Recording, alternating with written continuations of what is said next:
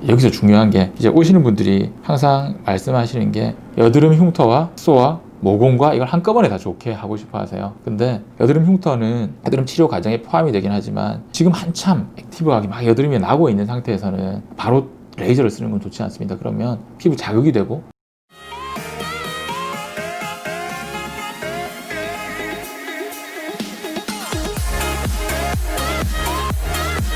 여드름 흉터 같은 경우는 모양에 따라서 좀 차이가 납니다.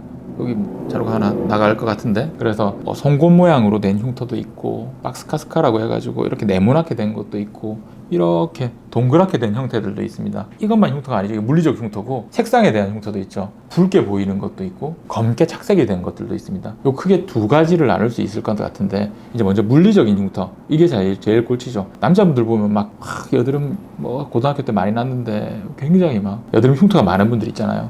그분들은 어느 병원을 가든지 다 똑같아요. 사실 처치 자체는 어떤 처치냐면 이미 상처가 난 부분들이기 때문에 그 상처를 한번 다시 파괴할 필요가 있습니다. 심하게 곪은 자리들이 있는데 굉장히 조그맣지만 피부 자체 두께가 얼마나 작겠습니까? 막 2mm 이렇게밖에 안 되는 부분들인데 그 안에서 우리가 만져질 정도로 곪은 흉터 같은 경우면 그 깊이가 엄청나게 깊거든요. 가라앉고 나도 그 공간이 비어요. 비는 게 있고 그게 살이 차오르게 되는데 차오르면서 염증이 몇 번 왔다 갔다 하고 나면 우리 바깥 피부 같은 경우도 그런데 얇은 얼굴 같은 경우는 이제 아래쪽에서 끌어당기는 막 섬유화된 끈 같은 것들이 발생을 하게 됩니다. 그러니까 끌어당기게 되죠. 끌어당기게 되고 또 심하게 이렇게 골맞던 자리들이 있다고 치죠. 있는데 이 살들이 이런 상태로 아물어 버리는 거예요.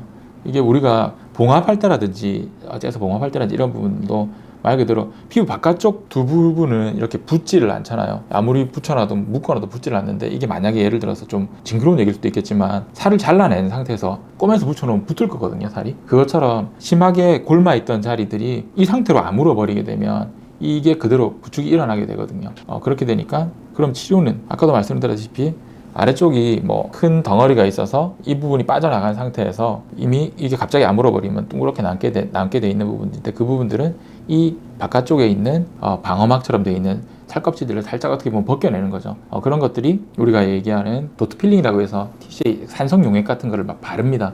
바르면 피부가 막 타죠. 그렇게 된 상태에서 그게 자극이 되면서 피부를 좀 채워 올리는 게 있고, 서브시전이라고 해서 아까 말씀드렸다시피 빈 공간이 있어서 아래쪽에서 막 끌어당기는 섬유끈들이 막 자라게 됩니다. 자라게 되는데 그것들을 잔침 같은 걸 찔러 넣어서 막 끊어내거든요.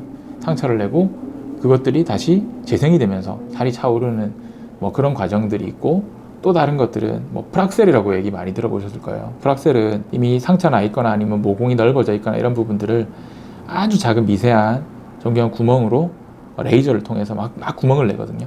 내게 되면 그런 핀홀들, 작은 구멍이 난 자리마다 새살들이 돋아나는데, 그것들이 아무리 새살이니까 좀 쫀득쫀득하고 더 당겨지겠죠. 그러니까 더 팽팽하게 됩니다. 그렇게 되니까 모공도 줄고 흉터가 줄어드는 건데, 이게 한 번에 되는 건 아니에요. 너무 막 큰 기대를 하고 오시는 분들이 있는데, 한 번에 되면 큰 돈 받더라도 큰 돈 벌었겠죠. 입소문 따라서 입으면 또 오니까. 근데 그게 안 되거든요. 굉장히 오래 걸려요.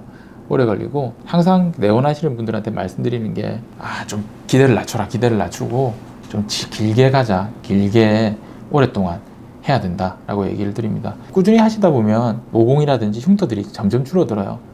사실 많은 연예인들이 있겠죠. 연예인들 예전에 처음 데뷔했을 때 여드름 흉터 많았던 연예인들도 많이 있습니다. 요즘에 방송 타는 거 보면 피부 좋아져 있잖아요. 다 뭔가를 했겠죠. 그 과정들은 아마 아까 말씀드렸다시피 물리적인 화학적인 박피를 통해서 피부 껍질을 말 그대로 벗겨내는 거죠. 벗겨내는 거, 흉터가 난 자리들을 다시 재파괴를 해서 재생시켜주는 그런 과정들이 이제 물리적 흉터를 하는데 필요하고, 그리고 또 여드름이 생긴 자리들이 빨갛게 돼 있지 않습니까? 그럼 혈관들이 모여서 그렇거든요. 그 홍반들이 형성되어 있는데, 그건 특정 파장대 레이저라든지 이런 걸 쓰게 되면 그 홍반들은 좀 많이 좋아집니다. 좋아지고, 우리가 여드름 나거나 다쳤거나 모기 물렸을 때도 자국들이 까맣게 남게 되는데, 그거 역시 혈관들이 모였다가 색소세포들이 증가하게 되면서 착색이 남은 건데, 그거는 우리가 잘 알고 있는 색소를 옅게 만드는 토닝 레이저라든지 이런 것들을 사용하는데, 여기서 중요한 게 이제 오시는 분들이 항상 말씀하시는 게 여드름 흉터와 흑소와 모공과 이걸 한꺼번에 다 좋게 하고 싶어 하세요. 근데 여드름 흉터는 여드름 치료 과정에 포함이 되긴 하지만 지금 한참 액티브하게 막 여드름이 나고 있는 상태에서는 바로